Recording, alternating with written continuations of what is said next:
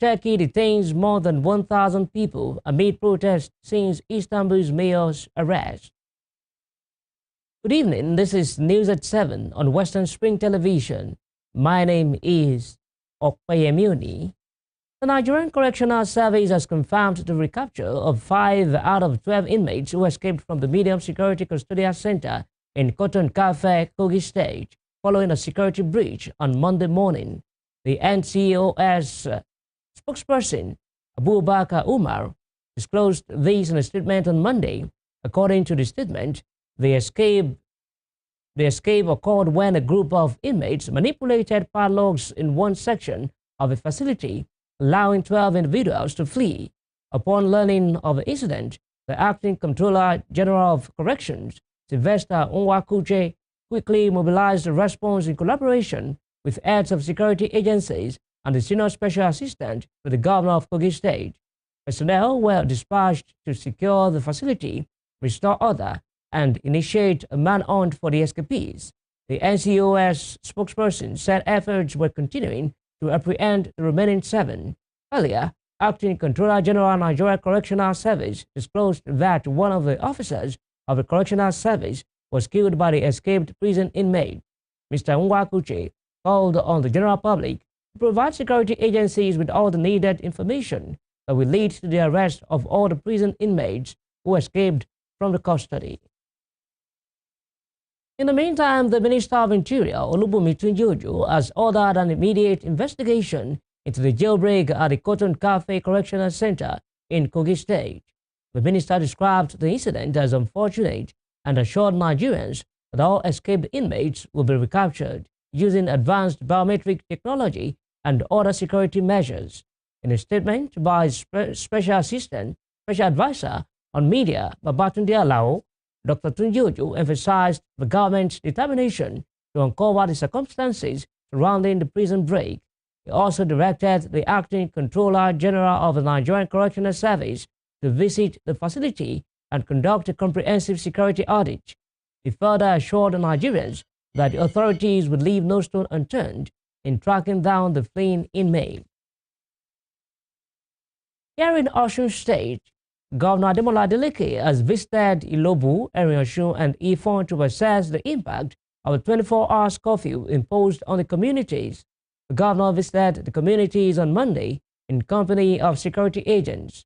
It will be recalled that Governor Adeleke on Saturday imposed 24-hour curfew on the 3 communities following the resurgence of communal crises that led to loss of lives, destruction of properties, and displacement of residents.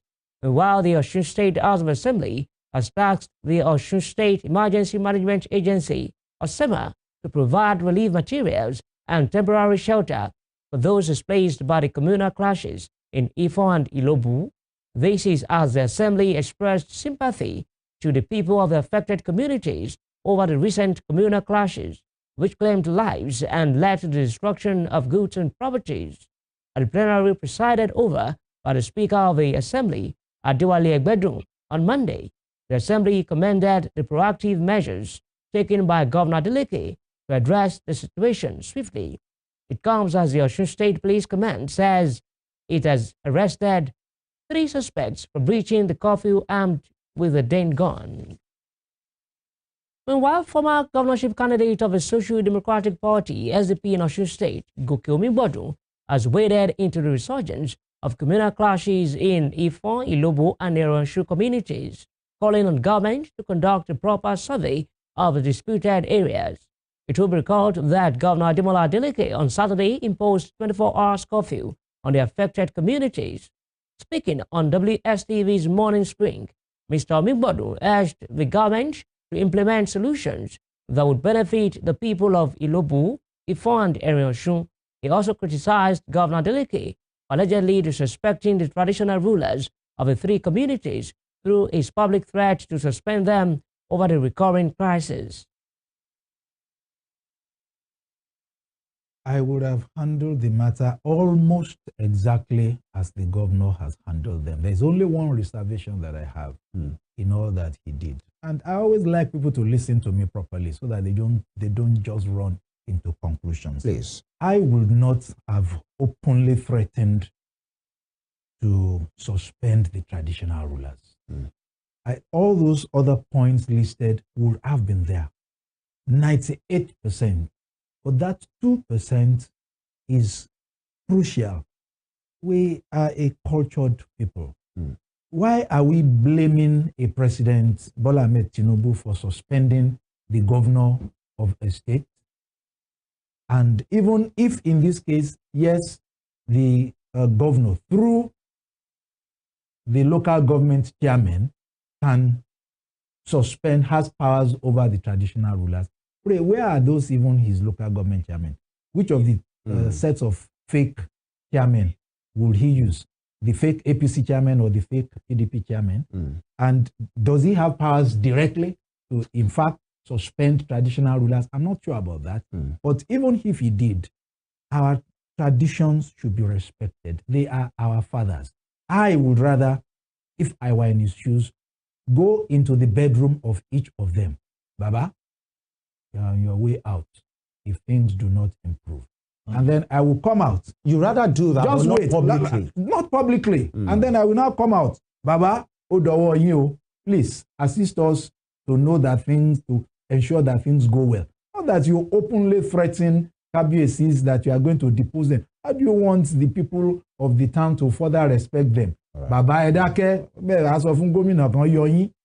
You know, we need to respect our traditional institutions. And I think a proper survey should be done of the real disputed area. And perhaps government should be thinking of taking over that land and using it for overriding public interest. All right, sir. There's a provision of the Constitution for that, and find something that is going to be beneficial to the people of Ilobu, the people of Ifon, and the people of Erin. That at the end of the day, all of them will say, hey, great, this is a great thing.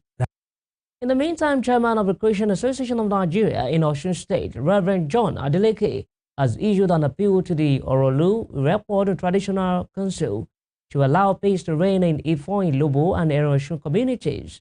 In a statement, the Osun chairman called on the traditional rulers of the three towns to curb all their warring subjects to allow peace to reign. Reverend Adeleke appreciated the Osun State Government for its quick intervention and appealed to the government to be more assertive to implement all the security measures that will guarantee safety of lives and properties in the three towns. He also prayed for those who lost their lives and properties in the conflict. Moving on, gunmen have abducted a Catholic priest, Reverend Father John Mbaichu, in Ejemekuru, Oguta local government area of Imo State. The weary Catholic Archdiocese confirmed the abduction in a statement by its Chancellor and Secretary, Reverend Father Patrick Mbara. According to the statement, Reverend Father Mbaichu, the parish priest of Holy Family Catholic Church, Izombe, was kidnapped on Sunday while on his way to the priest's annual retreat. The Chancellor said the incident occurred along the Ejemekuru Road in Oguta and called for prayers for the safe release of the priest. In Ademola State, the police command said it has launched an investigation into the gruesome killing of a 35-year-old POS operator, Abbas Yuguda, in Mayo Belwa local government area. Police Public Relations Officer, Ademola Police Command, SP Sulaiman Yahaya Ngudoje, said in a statement that the incident occurred on March 22, 2025, adding that some people attacked Yuguda with dangerous weapons while he was on his way home after the close of business. According to the statement, operatives attached to the Divisional Police Headquarters in Mayo Belwa arrived at the scene and immediately rushed the victim to a hospital in a bid to save his life, but he was confirmed dead while receiving treatment. The Commissioner of Police, Dankombo Maurice, while condemning the act of violence, has directed a thorough and discreet investigation to ensure the perpetrators are brought to justice. He also warned members of the public to desist from taking the law into their hands and urged them to allow the law to take its course. In other news, some constituents of Kogi Central Senatorial District have submitted a petition to the Independent National Electoral Commission, INEC, for the recall of Natasha Akpoti-Uduaghan, a suspended lawmaker representing the district in the National Assembly. The petition, presented by Charity Jesse on behalf of the constituents, was received at the INEC headquarters by the Commission Secretary Rose Anthony on Monday. They affirmed that Senator Akpoti Uduaghan emerged by virtue of an appeal court decision in October 2023, but said the petition arose as a result of a loss of confidence in her representation. The female federal lawmaker was involved in a seat arrangement dispute with Senate President Godswill Akpabio. The lawmaker then accused Senator Akpabio of sexual harassment and abuse of office. The Senate subsequently suspended her for 6 months for misconduct. Confidence in her because of her gross misconduct in the Senate that led us to a 6-month suspension where Kogi Central will not be represented at the National Assembly, the Senate arm. So we have come to recall her back so that we can have a representative in the Senate, because as a people, we cannot afford not to have a representative in the Senate arm for another 1 year. So we are here to tell INEC to please follow the constitutional process for our recall so that our recall process can begin. That's why we're here. Okay. So have we submitted or? We submitted our petition. It's been received. All other documents have been received. This is the acknowledgement copy of the petition. Is it the entire constituency or just a group of people? Under which platform are you representing? Okay, it is a concerned Kogi youth and women. Okay. Yes. And who is bankrolling this? Talking about bankroll is a personal business, or it's a personal thing. We are members of our constituents, and we're saying we don't want her anymore because you cannot afford not to have a representative. So nobody is bankrolling. Well, we are the one that voted her, and we're saying we don't want her anymore. So nobody is bankrolling, nobody is having any personal issue with her. It is just what it is. The game is the game. Okay, when you say you come to submit a petition, yes, please.